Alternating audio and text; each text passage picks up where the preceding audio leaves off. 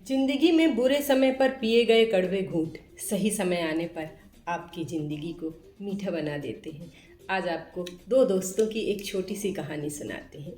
एक गांव था, वहाँ दो युवा रहा करते थे। दोनों की आपस में बहुत दोस्ती थी और जो दोनों का ही मतलब था जीवन का, वो ये चाहते थे कि हम जीवन में बहुत सारा पैसा कमाएं, बहुत ज़्यादा आगे बढ़ें।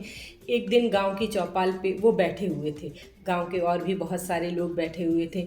उन दोनों ने एक शर्त लगाई और कहा कि अगले 5 सालों में हम देखते हैं कि कौन ज़्यादा पैसा कमाता है और कौन ज़्यादा जो है सक्सेसफुल हो जाता है। अब चूंकि उन्होंने गांव वालों के सामने एक शर्त लगा रखी थी, इसलिए वो जी जान से लग गए।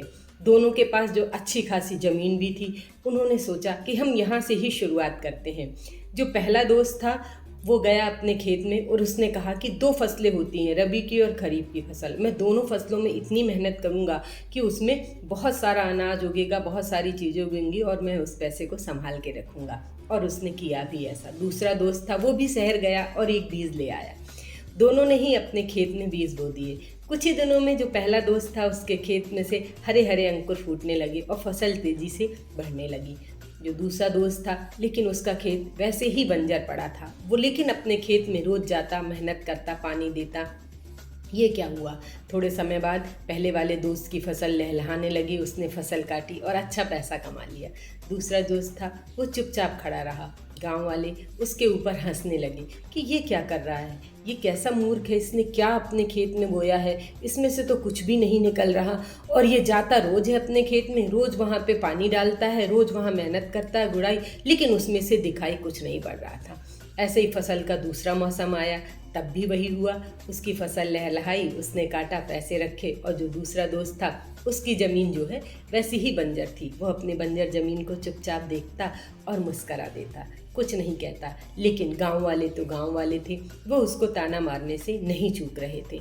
अब तो वो जिस गली से भी निकलता, एक साल ऐसे ही गुजरा, दूसरा साल भी ऐसे ही गुजरा। पहले वाले दोस्त की रबी खरीफ दोनों की फसल बहुत अच्छी आई, वो अच्छे पैसे कमा रहा था और उसका गांव में नाम भी हो रहा था।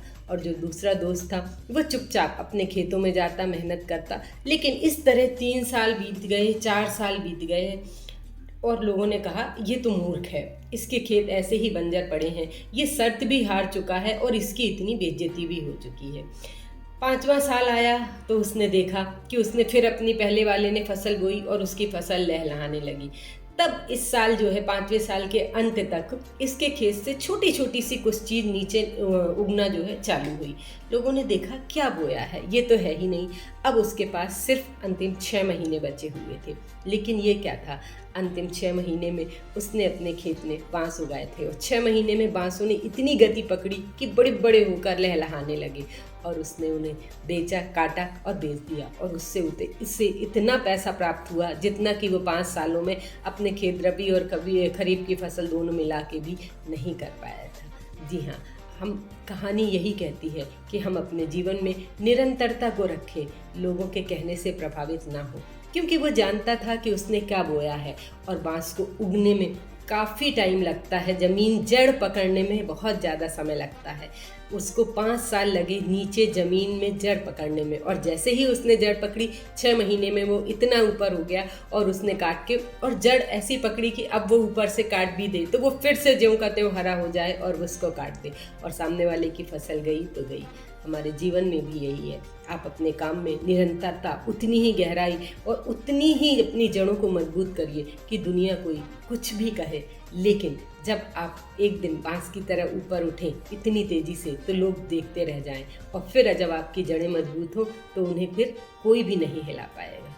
जी हाँ, अंत में आपसे फिर इतना कहना चाहूँगी कि रोज़ सुबह उठते ही अपने जीवन में एक छोटा सा लक्ष्य निर्धारित करिए।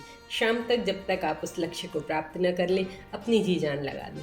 आप देखेंगे आपका जीवन धीरे धीरे बदलने लगेगा। फिर मिलेंगे एक नई सोच, एक नई कहानी के साथ। मैं नीलम।